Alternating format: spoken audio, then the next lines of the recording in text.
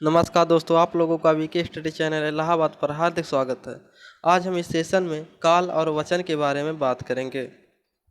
इससे पहले हम आप लोगों को अगले वीडियो में होमवर्क दिए थे, उसे कर लेते हैं, तब आगे चलकर काल और वचन के बारे में बात करते हैं।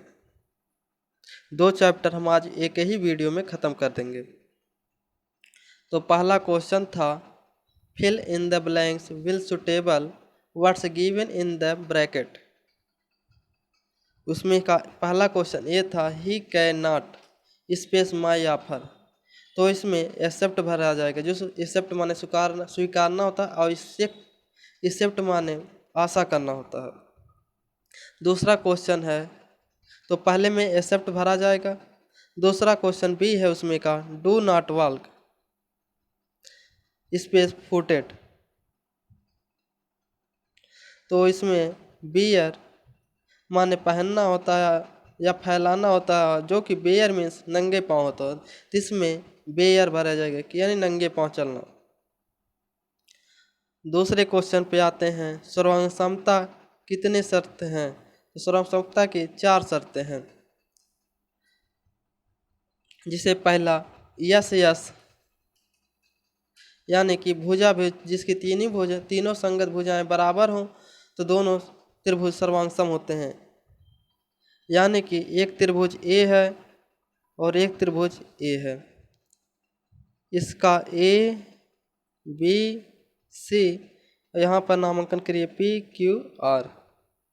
अगर संगत भुजा की मतलब होती ए बी बराबर पी क्यू, बी सी बराबर क्यू आर और ए सी बराबर पी आर। अगर तीनों संगत भुजाएं बराबर होती हैं तो त्रिभुज सर्वांगसम होती। पहला कंडीशन ये होता है। और दूसरा कंडीशन ये होता है एक भुजा एक कोण और दूसरी भुजा, यानी कि यदि त्रिभुज में 2 संगत भुजाएं आपस में बराबर हैं तथा उनके बीच का कोण आपस में बराबर है तो दोनों त्रिभुज आपस में सर्वांगसम होंगे। अब फिगर से इसे समझिए।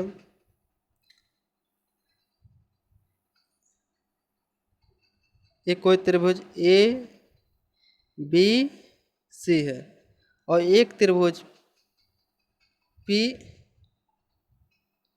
क्यू आर है। इसमें कहा यदि यस ए यस है, इसका है यस ए यस यानी कि भुजा कोण भुजा।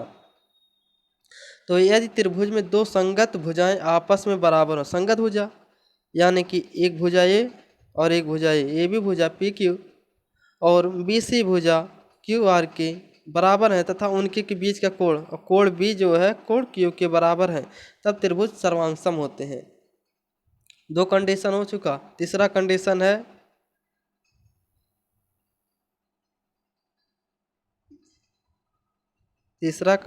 है ए एस ए यानी कि एंगल भुजा कोण।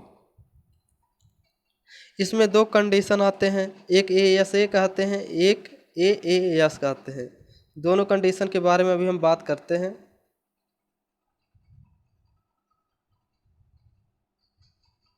दूसरा कंडीशन क्या है? A S. तो पहले ए एस ए के बारे में बात करते हैं। ए एस ए के एक त्रिभुज ए ले लीजिए ए बी सी और दूसरा त्रिभुज P Q R. A S A में परिभाषा होती है यदि 2 त्रिभुज में 2 संगत कोण आपस में बराबर हैं तथा कोणों की उभयनिष्ठ भुजा आपस में बराबर है तो दोनों त्रिभुज आपस में सर्वांगसम होंगे।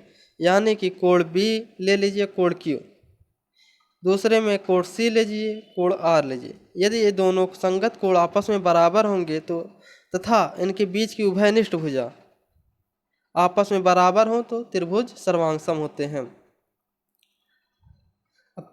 तीसरे का दूसरा कंडीशन जिसे ए एस कहते हैं या ए एस ए दूसरा रूप है ए एस है।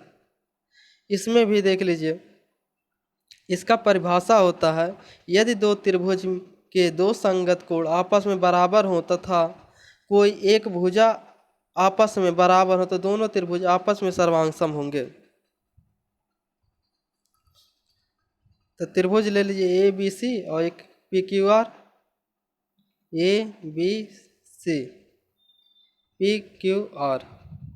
यदि एक कोण ए, एक कोण ए, कोण ए कोण पी के बराबर, कोण बी कोण पी के क्यू के बराबर, तथा कोई एक उभयनिष्ठ तथा एक कोई भुजा, चाहे ए भुजा इसके बराबर हो चाहे ए भुजा इसके बराबर हो, तब भी त्रिभुज आपस में सर्वांग सम होंगे। तो 3 कंडीशन कंप्लीट होते हैं। तीसरे कंडीशन में दो रूप में A S A I A S A होता है। तो पहला condition triple S S A तीनों भुजा बराबर हो, दूसरे में एक दो संगत भुजा एक कोण बराबर हो, तीसरे में दो संगत कोण एक भुजा बराबर हो, उभयनिष्ठ भुजा बराबर, तीसरे में दो कोण और एक कोई भुजा बराबर हो, तो त्रिभुज सर्वांग सम होते हैं। अब चौथा कंडीशन इसका है आर एच एस, जो कि समकोण त्रिभुज में केवल फॉलो करता है। तो क्या है आर एच एस? ये चौथा है, एक केवल समकोण त्रिभुज का। समकोण त्रिभुज में एक कोण समकोण होता है। तो इसका परिभाषा देख लीजिए, यदि दो समकोण त्रिभुज में कर्ण पी क्यू आर, पहले दो त्रिभुज बना लेते हैं। यदि दो समकोण त्रिभुज में कर्ण और एक संगत भुजा आपस में बराबर हो, तो दोनों त्रिभुज सर्वांग सम होंगे। यानी कि कर्ण जिसे हाइपोटेनस कहते हैं, और हाइपोटेनस दोनों के बराबर है, यानी कि कर्ण दोनों भुज के बराबर है। और तीसरी संगत भुजा या लंब बराबर हो या आधार, कोई एक भुजा बराबर हो, तो त्रिभुज आपस में सर्वांग सम होते हैं। तो सर्वांग सम के हम आप लोगों को चारों शर्तें बता दिए हैं। तो हम अपने तीसरे क्वेश्चन पे आते हैं। माइनस कोष्टक में -8 का एकात्मक प्रतिलोम होगा, तो माइनस माइनस का गुणा हो जाएगा तो प्लस आएगा, +8 होता है, तो +8 का प्रतिलोम क्या होगा? -8। तो इसका आंसर तीसरे का -8 होगा। अब चौथा क्वेश्चन है -1/2, चौथा क्वेश्चन है सॉरी 1/2, 2/3, 4/5 का मैसा बताओ।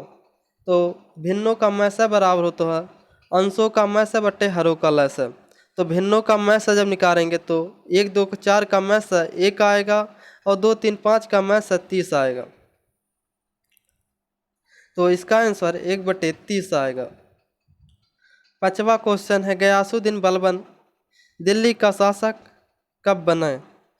तो गयासुद्दीन बलबन दिल्ली का शासक 1266 ईस्वी में बने। एक हम आप लोगों को होमवर्क देते हैं, गयासुद्दीन बलबन किस वंश से संबंधित थे? आप लोग कमेंट में ऐसा जरूर दीजिएगा। दिल्ली सल्तनत अभी कल के भी वीडियो में आप लोगों को पढ़ाए हैं। छठवां क्वेश्चन है भूकंप नापने की इकाई क्या है? तो भूकंप नापने की इकाई रिएक्टर है, रिएक्टर। सातवां क्वेश्चन है पृथ्वी की त्रिज्या कितनी होती है? पृथ्वी की त्रिज्या 6370 होती है, लेकिन कहीं कहीं पे 6400 जनरली मान लेते हैं।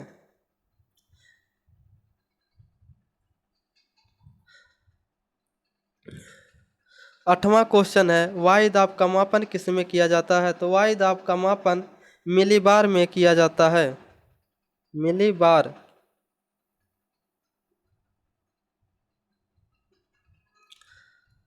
नौवां क्वेश्चन है प्रोटॉन की खोज किसने की? तो प्रोटॉन की खोज रदरफोर्ड ने, रदरफोर्ड 1919 ईस्वी में की थी। तो कुछ हम खोज के बारे में बता देते हैं। परमाणु संरचना की खोज बोर एवं रदरफोर्ड ने 1913 में की थी।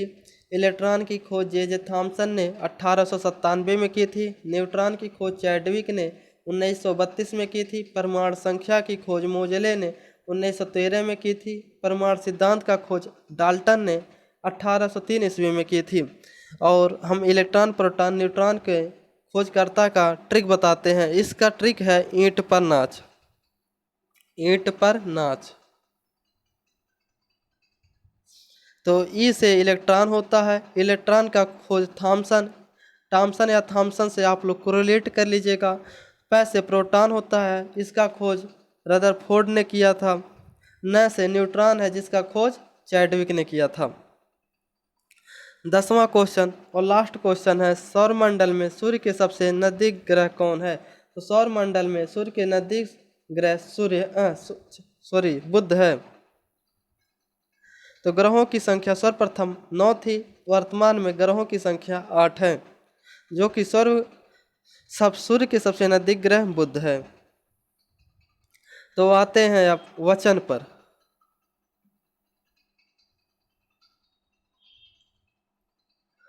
वचन वचन वचन का अभिप्राय संख्या से है। विकारी शब्दों कि जिस रूप से उनकी संख्या या का बोध होता है उसे वचन कहते हैं। वचन का अभिप्राय संख्या से है। विकारी शब्दों के जिस रूप से उनकी संख्या का बोध होता है उसे वचन कहते हैं। वचन के भेद, हिंदी में वचन 2 भेद हैं, एक वचन, बहुवचन। नोट पॉइंट है, प्राकृतिक, पाल, अपभ्रंश। हिंदी में वचन 2 होते हैं और संस्कृत में वचन 3 होते हैं। संस्कृत के वचन होते हैं एक वचन, द्विवचन, बहुवचन। अब आते हैं एक वचन। एक वचन किसे कहते हैं? जिस विकारी शब्द के रूप से एक वस्तु, पदार्थ या व्यक्ति का बोध हो उसे एक वचन कहते हैं। जैसे लड़का, घोड़ा, कमरा, नारी, नदी इत्यादि हैं। दूसरा आता है बहुवचन। बहुवचन किसे कहते हैं? देख लीजिए, जिस विकारी शब्द से 2 या 2 से अधिक वस्तुओं, पदार्थों या व्यक्तियों का बोध होता है उसे बहुवचन कहते हैं। जैसे लड़के, घोड़े, कमरे, नदियाँ, इमारतें इत्यादि हैं।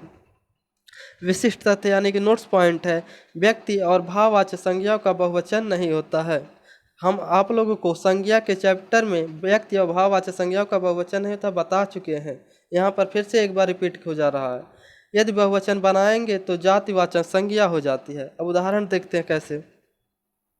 जैसे जयचंद है, जयचंद एक व्यक्तिवाचक संज्ञा, जब इसे बहुवचन बनाएंगे तो जयचंदो हो जाएगा। विभीषण है, जब इसका बहुवचन बनाएंगे तो विभीषण हो जाएगा। एक नोट्स पॉइंट यहाँ देखिए, हर एक प्रत्येक शब्द हमेशा एक वचन में प्रयोग होते हैं। दूसरा नोट्स पॉइंट है, प्राण, अक्षत्र, दर्शन, आश्र, ओठ, नेत्र, लोग, सदैव, समाचार, दाम, होश, भाग सदैव बहुवचन में प्रयोग होते हैं। आप लोग एक एक शब्द लिख लीजिएगा।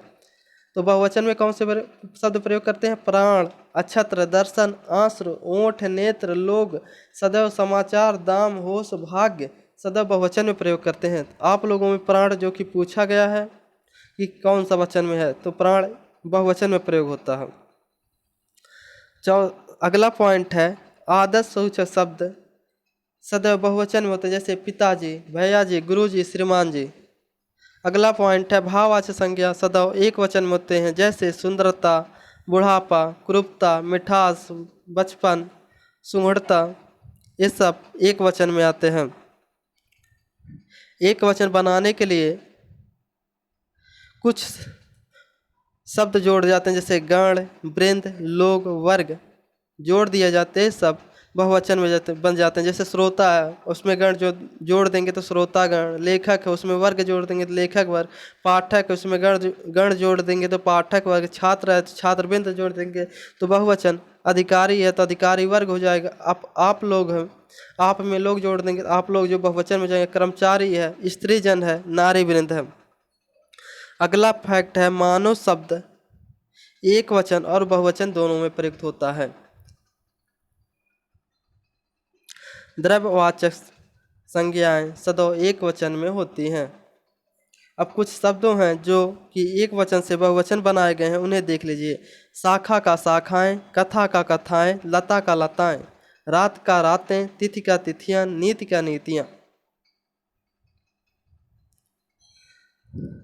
अध्यापिका का दीपिकाएं, कामना का कामनाएं, पहिया का पहिए, गाय का गायें, सड़क का सड़कें, डिबिया का डिबिया, चिड़िया का चिड़िया, गुड़िया का गुड़िया, साधु का साधुआ, घर का घरों। ये सब आप लोगों से पूछे जाते हैं, जो बहुत इंपॉर्टेंस हम उन्हीं लोग को कलेक्ट किए हैं। आप लोग जरूर याद कर लीजिएगा। स्क्रीनशॉट लेना हो तो आप लोग स्क्रीनशॉट भी ले सकते हैं। अब आते हैं काल यानी कि टेंस।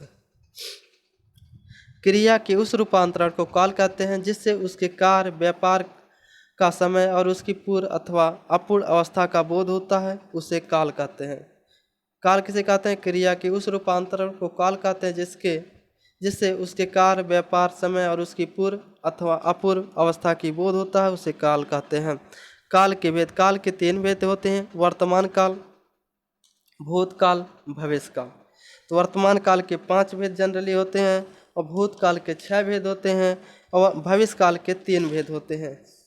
इसे याद करने के लिए एक ट्रिक है जिसे आप लोग बैठा सकते हैं। ट्रिक है 563। जैसे कि वर्तमान काल का 5, भूतकाल का 6 भेद हैं और भविष्य काल के 3 भेद हैं। अब आप लोगों को तो दिक्कत नहीं होनी चाहिए कि क्योंकि ट्रिक है 563, वर्तमान के 5 भेद, भूतकाल के 6 भेद और भविष्य के 3 भेद हैं। अब आते हैं वर्तमान काल। वर्तमान काल में क्रिया की निरंतरता रहती है, इसके 5 भेद होते हैं। पहला भेद है वर्तमान काल के में क्रिया व्यापार की निरंतरता रहती है, इसके 5 भेद हैं। जैसे वह खाता है, वह पढ़ता है, वह देखता है, वह पढ़ रहा है, ये सब वर्तमान क्रिया के भेद हैं। वर्तमान के 5 भेद होते हैं। पहला है सामान्य वर्तमान काल। तो सामान्य वर्तमान काल किसे कहते हैं? देख लीजिए। क्रिया का वह रूप जिसमें क्रिया का वर्तमान काल में होना पाया जाए सामान्य वर्तमान कहलाता है। जैसे वह पढ़ता है, वह देखता है, ये वर्तमान में जारी है। वह राम घर जाता है, वह गेंद खेलता है, सीता पढ़ती है, मैं गाता है, वह आता है, हवा चलती है, कमल पढ़ता है, बच्चा रोता है। ये सब समान वर्तमान के ही उदाहरण हैं। एक बार फिर से देख लीजिए समान वर्तमान के उदाहरण। वह पढ़ता है, वह देखता है, राम घर जाता है, वह गेंद खेलता है, सीता पढ़ती है, मैं गाता हूँ, वह आता है, हवा चलती है, कमल पढ़ता है, बच्चा रोता है, इत्यादि समान वर्तमान के ही उदाहरण होते हैं। हर एक चीज़ टाइप करना मुश्किल होता है, लिखना भी मुश्किल होता है, क्योंकि टाइम अधिक लगता है, हम बोल देते हैं। अब ये उदाहरण आप लोगों को वैसे ही याद होना चाहिए। परिभाषा एक बार फिर से देख लीजिए। क्रिया का वह रूप जिसमें क्रिया का वर्तमान काल में होना पाया जाता है वो सामान्य वर्तमान कहलाता है। जैसे वह पढ़ता है, वह देखता है, इत्यादि। दूसरा है तत्कालिक वर्तमान।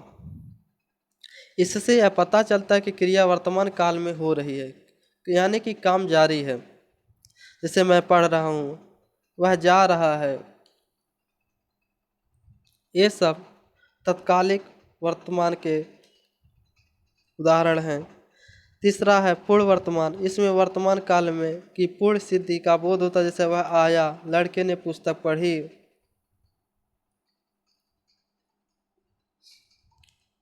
मैंने फल खाया, उसने गेंद खेली, वह आया है, ये सब पूर्ण वर्तमान काल के उदाहरण हैं। चौथा है संदिग्ध वर्तमान। जिससे क्रिया के होने में संदेह प्रकट हो, उसकी वर्तमान संदेह न हो। जैसे राम खाता होगा, वह पढ़ता होगा, सविता पत्र लिखती होगी, वह गाता होगा, राम खाता होगा, रमेश जाता होगा, गाड़ी आती होगी, ये सब गाड़ी आती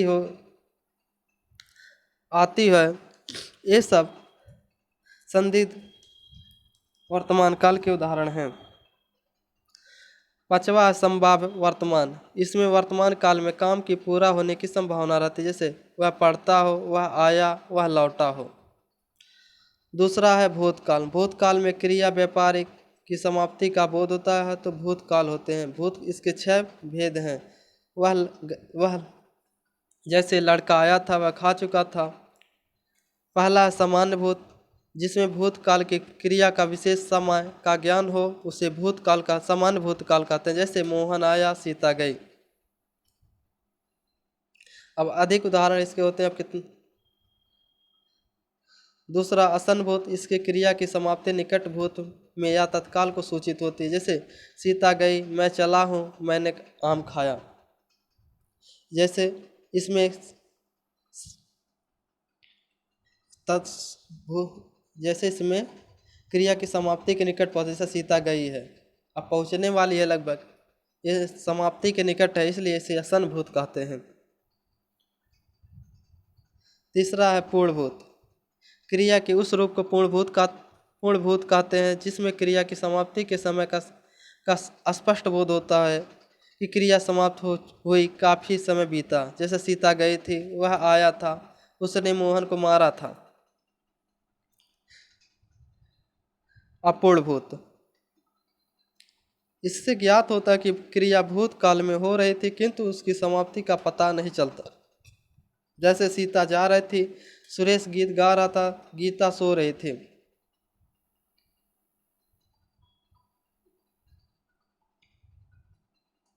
पांचवा है संदिग्ध भूत। इससे यह संदेश बना रहता है कि भूतकाल में कार्य पूरा हुआ या नहीं। जैसे सीता गई होगी, इसमें संदिग्ध है, पता नहीं गई होगी कि नहीं गई होगी। दूसरा है उसने गया होगा। छठवां है हेत हेतु मत भूतकाल। इससे यह पता चलता है कि क्रिया भूतकाल में होने वाली थी पर किसी कारण ना हो सकी। जैसे सीता जाती, वह खाता, तू जाता, मैं आता, ये सब संदिग्ध में है। तीसरा है भविष्यकाल। भविष्यकाल में होने वाली क्रिया को भविष्य काल की क्रिया कहते हैं। जैसे वह कल घर जाएगा। अब भविष्यकाल का उदाहरण देखिए,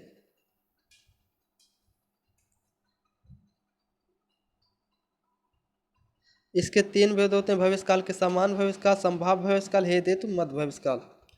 तो समान भविष्यकाल में इस किसे कहते हैं? इससे यह प्रकट होता है कि क्रिया समानता भविष्य में होगी। जैसे मैं पढ़ूंगा, राम जाएगा, राम पढ़ेगा। दूसरा संभाव्य भविष्यकाल, इसका उदाहरण, इसका परिभाषा है जिससे भविष्य में किसी कार्य की होने की संभावना। जैसे संभव है राम कल आए, संभव है राम पढ़े।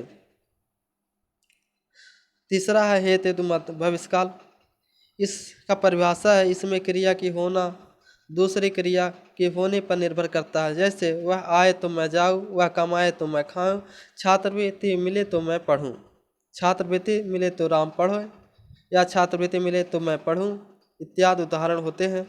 तो आज के सेशन में हम वचन और काल की कंप्लीट वीडियो आप लोगों को पढ़ा चुके हैं, और इसकी अधिक जानकारी के लिए हम आप लोगों को होमवर्क में जो 10 क्वेश्चन लाते हैं उसमें हम इसका क्वेश्चन शामिल कर देंगे। आप लोग होमवर्क का जवाब जरूर दिया करें, इससे आप लोगों का फ़ायदा होगा। होमवर्क से लगभग 10 क्वेश्चन आता तो 20 क्वेश्चन का आंसर आप लोगों को मिल जाता है, और प्रैक्टिस से ही ज्ञान का बढ़ोतरी होती है। अगर आप लोग प्रैक्टिस नहीं करेंगे तो सब पढ़ा लिखा बेकार रहेगा।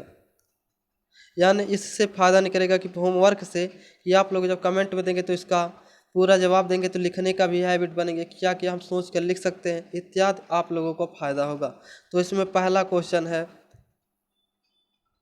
घेंघा नामक रोग किस पौष्टिक तत्व की कमी से होता है? दूसरा क्वेश्चन है, विटामिन डी का सबसे सस्ता प्राकृतिक स्रोत है।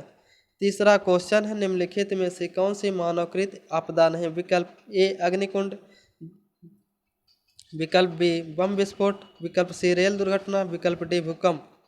चौथा क्वेश्चन है जो कि पूछा गया है पेपर में, त्रिभुज पी क्यू आर की रचना कीजिए जिसमें Q R 5.5 centimetre, R P 4 centimetre तथा क्यू आर पी 60 अंश है। तो रचना मत कीजिए। रचना मतलब जैसे सर्वप्रथम एक रेखा खींचे, ये सब रचना आप लोगों को नहीं करना, केवल फिगर बनाना है। पांचवा क्वेश्चन है, परिमेय संख्या -7/9, -5/21 और -2/3 का आरोही क्रम में लिखिए। छठवां क्वेश्चन है, भारत में हरित क्रांति के जनक कौन थे? सातवां क्वेश्चन है, गुलाम वंश का अंतिम शासक कौन था? आठवां क्वेश्चन है, भारतीय संविधान में सूचियां हैं। नवां क्वेश्चन है, वायुमंडल में सबसे अधिक गैस की मात्रा है। 10वां क्वेश्चन है, तुगलक वंश का संस्थापक कौन था? तो 10 क्वेश्चन ये हैं गुलाम वंश को। अगर दिल्ली सल्तनत के कोई भी क्वेश्चन डाउट है तो आप लोग दिल्ली सल्तनत का वीडियो देख सकते हैं, बहुत विस्तृत में आधे घंटे लगभग 1 घंटे का वीडियो बन गया है, उसमें दिल्ली सल्तनत पूरा कंप्लीट है। अगर सेशन पसंद आएगा तो लाइक, सब्सक्राइब और शेयर करिएगा। जय हिंद दोस्तों।